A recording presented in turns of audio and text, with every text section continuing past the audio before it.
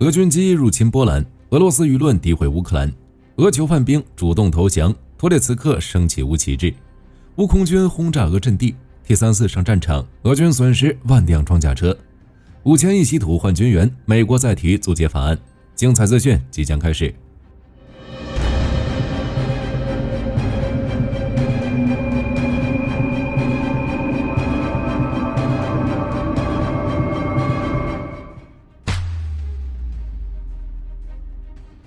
俄军小动作频频，究竟是无意还是试探？2月11日14点09分，俄军一架苏24 M2侦察机以导航故障为由，在格但斯克湾东部上空深入波兰领空 6.5 公里，并停留了1分12秒。幸好当时波兰雷达系统及时发现，并跟踪了这次入侵。波兰当局也与俄罗斯进行了接触，最终在导航员的干预下，这架飞机来自加里宁格勒地区的俄军机调整航线飞离了波兰领空。其次，俄罗斯对外情报局为诋毁乌克兰，于2月11日发出了2个假消息。其一是说，乌克兰主要军事情报局在神秘北约国家的协助下，打算在波罗的海炸毁一艘外国船只，也促使北约阻止俄罗斯进入波罗的海，并在俄罗斯与北约之间引发直接武装冲突。其二则是说，乌克兰和欧洲情报合作，为破坏和平谈判，计划清除居住在国外的俄罗斯反对派人士，并将事件归咎于俄罗斯。火力军相信这样的言论骗不过北约，而且北约新任的军事委员会主席朱塞佩·卡沃德拉戈内海军上将表示，北约已决心进一步加强乌克兰的国防力量。据他披露，该工作重心将放在确保乌克兰军事援助的持续和可预测的供应上，涉及弹药、防空系统和远程武器等。他举例称，乌克兰空军在装备 F-16 后，极大增强了其对抗俄空中威胁、拦截俄军战机和对俄军军事目标实施有效打击的能力。而这些袭击破坏了俄军后勤保障，削弱了其发动进一步袭击的能力，并迫使莫斯科投入更多资源用于自身防御。因此，若是继续向乌克兰提供军事支持，俄罗斯将很难继续无视高损失，必将导致俄军事能力进一步恶化，并使乌克兰在谈判中处于更有利的地位。乌克兰加入北约的道路也将不可逆转。在过去一天的战斗中，尽管俄乌交火不断，但战线几乎没有变化。有所改变的是，乌军战机参战频率增高，前线多处战场均能看到乌军 F-16 和其他战机打击俄军地面部队的场景。在库尔斯克地区，乌军已进入战果巩固阶段，双方昨日战斗有所减少，仅进行了15场战斗。有意思的是，据战争研究所报道，俄罗斯官方正试图限制俄军事博主报道关于库尔斯克前线的战况，其一是为了掩盖俄军在苏贾东南部的失败，其二则是害怕北约向俄罗斯施压，迫使俄罗斯用占领的乌克兰领土换取俄罗斯领土。2月11日，泽连斯基在接受采访时表示，乌克兰打算在未来的和平谈判中利用库尔斯克领土为乌克兰换回俄军占领的土地或其他东西。值得注意的是，在提议与俄罗斯互换领土的同时，乌克兰也在积极扩充兵力。乌梅罗夫11日当天表示，已经批准了有关招募和激励18至24岁乌克兰年轻人参军的计划。在顿涅茨克州的西维尔斯克战区，乌军国民警卫队鲁贝日旅旗下的自由力量营于昨日战斗中打爆至少9辆俄军装甲车，全歼约1个排的俄军步兵。此外，该旅第4无人机营还俘获了多名俄军囚犯兵。其指挥官鲁斯兰·皮杜布内在每日通报中称，由于伤亡过大，俄军囚犯兵们大都士气低落，且有不少风暴威部队的俄军囚犯兵主动选择了投降。恰索菲亚尔和托列茨克战场战斗异常惨烈，双方阵地犬牙交错，很难说清楚谁控制了哪里。有消息称，昨天俄军发动了至少13次猛攻，试图扩大战果，但均被乌军第12亚速旅、第28、100机械化旅以及第56坦克旅等部队阻止。其中，据 ABC 新闻报道，乌军第100机械化旅还在森车纳矿区一带反击中成功突破俄军阵地，并成功升起了一面乌克兰的旗帜。此外，乌克兰科德特种部队还出动 FPV 无人机对托列茨克俄军据点发起空中打击，随即引发数起爆炸，打掉了俄军的掩体攻势。同时，据乌克兰霍尔蒂察军团发言人维克托·特雷胡波夫少校证实，乌克兰空军也已开始将米格29和 F-16等战机大量投入到前线对俄军地面部队打击中，其投掷的精准制导炸弹对俄军造成了重大伤亡，也让俄军后勤补给线越拉越长。火力军认为，乌军消耗俄军的战略目标已经达成，除非立马停火和谈，不然乌军很可能会发起大规模反击。红军村方向，维克多·特雷胡波夫少校2月11日报告说，乌军在该方向进行了成功反击，连续收复了科特林、皮夏涅以及舍普琴科附近的多个阵地。双方昨日的战斗主要围绕乌达奇涅火车站与乌斯佩尼夫卡村方向进行。乌军利用 FPV 无人机不断摧毁俄军补给线上的后勤车辆，同时通过小规模局部反击，使俄军应顾不暇，陷入困境。此外，有消息称，乌军陆军总司令兼霍尔蒂察集团军司令德拉帕蒂少将将与俄军中央集群司令莫尔德维切夫上将在红军村展开巅峰对决。为此，德拉帕蒂少将调来了乌军第5重型机械化旅、第59、32、425突击团、第42机械化团以及第411捕食者哥斯特里卡尔图奇无人机营等多支精锐部队，利用先进技术和战术拉平与俄军人数差距。再加上此前驻防的14个乌军旅，俄军想拿下红军村绝非易事。在南线赫尔松方向，乌克兰空军使用法国的 ASM 铁锤导弹摧毁了奥列什基的俄军地下基地和一个突击小组。目前大火正在俄军基地内蔓延，基地上的公路也遭到不小破坏，给俄军的救援带来了一定影响。值得注意的是，乌军在空袭俄军基地前，还向赫尔松的其他地区发起了猛烈炮击。现在看来，这大概率就是在为之后的空袭攻击做准备。预计接下来乌军或许会对赫尔松发动更多的地面行动。2月11日，乌军发布数据，俄军新增伤亡1390人，火炮、装甲车、坦克的损失也再创新高，资源损耗已达到极限。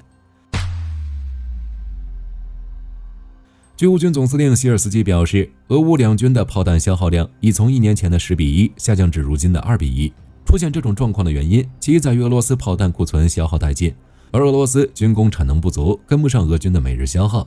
其二则是乌克兰及其支持者的炮弹产能提升；其三是乌克兰对俄军弹药仓库的武器设备的针对打击。据最新战报显示，俄军至今已损失了1万辆坦克，而且最近网络上还传出俄军疑似在用铁路向前线运输 T-34。尽管此前 T-55上前线时，火力军戏称俄军最终会把 T-34也送上去，没想到如今真的实现了。与此同时，俄军在前线的后勤补给情况也不容乐观，如因大量俄军卡车被乌军 FPV 无人机摧毁，导致俄军不得不在部分公路铺设防护网，希望借此遏制乌军无人机，同时开始安排民用车、毛驴、骆驼等执行前线运输任务。可见，经过长期战斗，俄军实力已大不如前。另外，乌军正努力通过空袭打乱俄军进攻节奏，重新夺得战场的主动权。据乌总参谋部报道称，2月11日凌晨，乌军无人机袭击了萨拉托夫的电油厂，导致工业厂房爆炸，引发火灾。同时，乌军无人机还打向了恩格斯空军基地，引起巨响。在今年的1月8日，乌军就曾重击了该机场，导致其燃烧了超过1周，不少物资被毁。此外，乌军还袭击了俄军的 IOS-TEC 直升机场、无人机仓库等各地军事目标。这一切都与乌克兰远程打击能力的快速提升有关。基辅方面表示，2025年还将研发生产高精度和深度的武器。俄国防部在袭击后发布声明称，击落了40架乌克兰无人机。俄本土至少7个州遭到乌军无人机袭击，且为确保安全，俄罗斯航空监管机构已暂停4个机场的航班。乌克兰总统办公室副主任帕夫洛·帕利萨在2月11日的采访中表示，乌克兰将不再组建新的军事旅，其意思很明确，他将大力支持乌克兰进行军队制度改革，用军团系统取代目前的旅级系统。帕利萨认为，军团系统将使乌军在战场上更有效地进行管理和利用资源。据德国新闻电视频道网站2月4日的报道，乌克兰总统泽连斯基已宣布全面改革武装部队的指挥结构。报道称，乌克兰目前最大的作战单位是旅，每个旅的规模约为5000人。其军事理念是建设一支以职业军人为主、执行有限任务的军队。但经过这3年的俄乌战争，乌克兰发现乌军缺少实施大规模行动所需的组织结构，而且因当前军队结构问题，还发生了第155基辅的安妮旅和第211浮桥旅等事件。虽然之后泽连斯基任命军事监察员来监督乌军各部队的状况，但终究治标不治本，于是乌克兰开始了重组乌军队计划。据乌克兰博主布图索夫透露，乌克兰司令部接下来打算建立多达20个新军团，以扩大顶级旅的规模和战力，并围绕他们建立新部队，如将第3突击旅和国民警卫队第12亚速旅升级为军团，分别由安德烈·比列茨基和丹尼斯·普罗科彭科领导。每个军团将被分配一个特定的责任区域，负责指挥至少5个旅。而现有的前线作战军事集团，如作战战略集群、作战战术集群、战术集群将被解散，一些战术编队将重组。不再仅仅作为后方的行政机构，其中包括第30海军陆战军、第7快速反应军、第92突击旅等部队。首先是美国，特朗普在接受福克斯采访时表示，乌克兰基本已经同意向美国转让价值5000亿美元的稀土资源，并强调无论俄乌是否达成和平协议，美国都应该获得乌克兰的自然资源使用权。同时，他还敦促欧洲为乌克兰购买更多美国武器。显然，特朗普政府的目标是在不直接动用美国资金的情况下维持援助。差不多同一时刻，美国共和党众议院乔·威尔逊提出了自由第一租借法案，即赋予特朗普总统灵活性，可以向我们的合作伙伴援助赢得战争胜利的武器，以遏制普京。他强调要用美国的力量让俄罗斯走到谈判桌前。租借法案是一项政策，根据该政策，美国总统有权向盟友支援任何他认为可以移交的物资，他想给什么就给什么。国会不会再单独审议，其在历史上曾2次通过，第一次是二战期间的1941年3月11日，第二次是为乌克兰。2022年5月9日，拜登签署这项法律，堪称制裁和打击发动侵略战争一方的终极核武器。尽管自由第一租借法案是否通过还不好说，但如果通过的话，那美国接下来将不是无偿援助，而是通过获得稀土资源来向乌克兰租借武器弹药。相应的，援助乌克兰的武器弹药种类和数量也不再受限制。这些信号似乎表明特朗普在倾向于乌克兰。不过，由于期间没有明确表态，也没有公布自己的和平计划，火力军实在无法肯定特朗普及其代表团的想法。可能一切的答案会在本周的慕尼黑安全会议上揭晓。德国莱茵金属公司2月10日宣布将再向乌克兰支付5辆宁猫空降突击车。据悉，该战车的积极底盘和独特的模块化设计为其提供了涵盖整个机载作战范围的广泛功能，包括运输、侦察以及充当指挥所和救援车等。但令人印象深刻的还是其精巧的数据。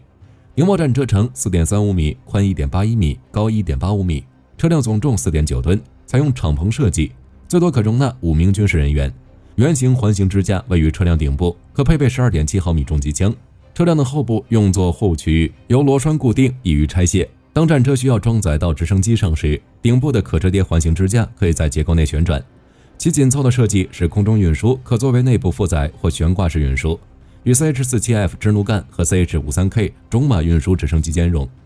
在性能方面，该车拥有出色的机动性，最高时速可达每小时140公里，正面爬坡为60度，并具备30度的侧坡运行能力，涉水深度为 0.7 米，穿越沟渠的能力为 0.5 米，还搭载 ABS 和车身电子稳定系统，可适用于目前多个激烈的战场。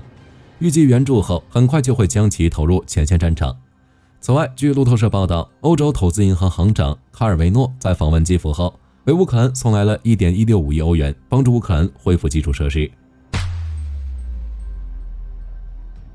2月11日，据韩联社报道，韩国国防部统计称，自去年以来，朝鲜已向俄罗斯提供了200多门远程火炮和大量弹药，派遣了 1.1 万多名士兵，并且预计朝鲜会继续向俄罗斯提供兵力和武器弹药支持。报道称，该数据相较于去年11月有所增加。当时，韩国国家安保室室长申元实首次提及朝鲜援俄远程火炮时，称其提供了160门。显然，朝鲜之后对俄提供了额外军事支持。此外，韩国国防部还警告称，今年是朝鲜国防发展5年计划的最后一年，预计其会凭借俄罗斯援助来提高自身核武和导弹技术水平，同时推进常规部队的现代化升级。截至目前，韩国国防部仍在密切关注俄罗斯是否正在向朝鲜提供包括洲际弹道导弹载入和核潜艇开发等关键军事技术。至于近期特朗普抛出橄榄枝，夸赞金正恩发言，朝鲜一方并未给予回应，而是继续进行导弹发射，并发布金正恩视察核设施的报道。此举据韩国国防部分析称，很可能是在为今后的朝美首脑会谈提前营造有利于自身的对话环境。据美国《星条旗报》报道，近日俄罗斯2架图95轰炸机、2架苏27战机在北极地区上空展开军事行动。北约盟军空军司令部收到消息后，立刻派遣挪威皇家空军的2架 F-35战机追踪并拦截俄罗斯战机，确保其不会入侵北约领空。事实上，北约拦截俄罗斯战机的事件并不罕见，但在北极地区的碰撞却相当稀少。随着俄罗斯加大极地部署，北约战机定期在限定区域内执行空中警戒任务，范围已从黑海地区延伸至波罗的海和北极地区。此外，冰岛的一处基地也负责执行类似任务，以全面监视该地区的俄军动态。据新加坡联合早报报道，美国一架小型飞机在阿拉斯加州诺姆市东南55公里处坠毁。根据调查，这架飞机型号为塞斯纳 208B， 由白令航空公司运营。飞机的预定航程为150英里，属于定期航班。当时机上共有10人，包括1名飞行员和9名乘客。飞机从尤纳拉克利特正常起飞，终点站是诺姆。但是在飞行途中于诺顿湾上空失踪。根据雷达数据，曾检测到该飞机的飞行高度和速度迅速下降，但无法提供原因细节。随后，国家运输安全委员会立刻派遣有关部门执行搜救任务。但据路透社原因海岸警卫队公告称，截至目前，机上10人全部遇难，其中3人的遗体已被寻获，但由于飞机状况不佳，其余7人仍在机体内部。据美国防卫博客报道，斯洛伐克即将在阿联酋举行的2025国防展上展示最新型的 AM120 轮型自走炮。该武器由斯洛伐克和捷克联合研发，其中斯洛伐克负责火控系统，捷克则负责底盘和装甲驾驶舱。其安装在塔尔泽公司的6×6底盘上，并配有自动炮塔，可从驾驶室进行远程操作。其主炮口径为120毫米，射程在504米至8600米，使用自动装弹系统，每分钟可发射18至20发，车体最多可容纳60发炮弹。此外，斯洛伐克还强调，该自走炮的单位制造成本仅在150万至200万美元左右。据乌克兰防卫快报报道，俄军正持续改进 FPV 无人机应用，试图打造出可搭载 PFM-1 地雷的新型布雷夹，以增强其无人机的战场效能。PFM-1 地雷又称蝴蝶雷，其主体由塑料制成，内部填充液态高爆炸药。从布雷匣中释放后，地雷翼片会在下落过程中产生不规则旋转，从而朝着随机方向散布。俄军曾于去年9月首次展示利用普通摄影无人机散布 PFM-1 地雷的定制化装置。这种装置通过在无人机下方悬挂一个特殊的托盘，用于装载小型地雷，随后通过控制托盘的开合，达到释放地雷的目的。不过，据开源情报组织指出，由于无人机有载重限制，难以承载较重的弹药量。对此，俄军以 3D 打印技术制作了一种新的布雷匣，可容纳16枚地雷。相较于标准的PFM-1 布雷匣，虽然少了10枚左右，但解决了承重方面的问题。据美国防卫博客报道，美军正在全面增强军备，其中在陆军方面，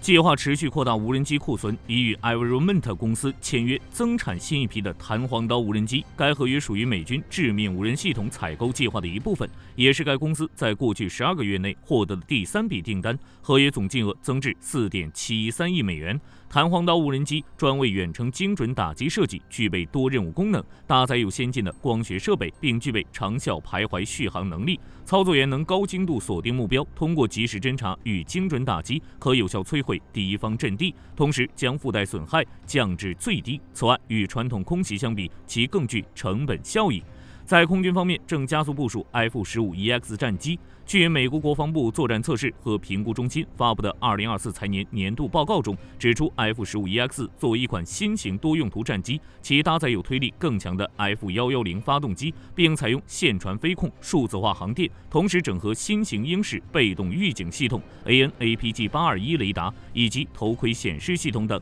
且在去年6月获准全速生产前，就已在初始作战测评和实弹测评评估中验证其空对空、空对地的打击性能。目前，美国空军国民兵已率先换装该战机，未来确定将接替驻日美军的 F-15CD 战机部署至西太平洋。此外，首架搭载新电站系统的同型机也已在上月进驻英国。需要注意的是，目前 F-15EX 战机的后勤以及人员训练体系尚未成熟，但这并不影响后续部署，其作战效益、适应性和战场生存性，以及与飞行员的人机整合都得到了广泛的正面评价。而且，美国国防部作战测试和评估中心已经为其安排了后续作战测评，确保测试机配置与量产型机一致，并将该平台导入联合模拟环境中测试，以弥补实战测试的不足。好了，本期节目到这里就结束了，我是火力军，下期再见。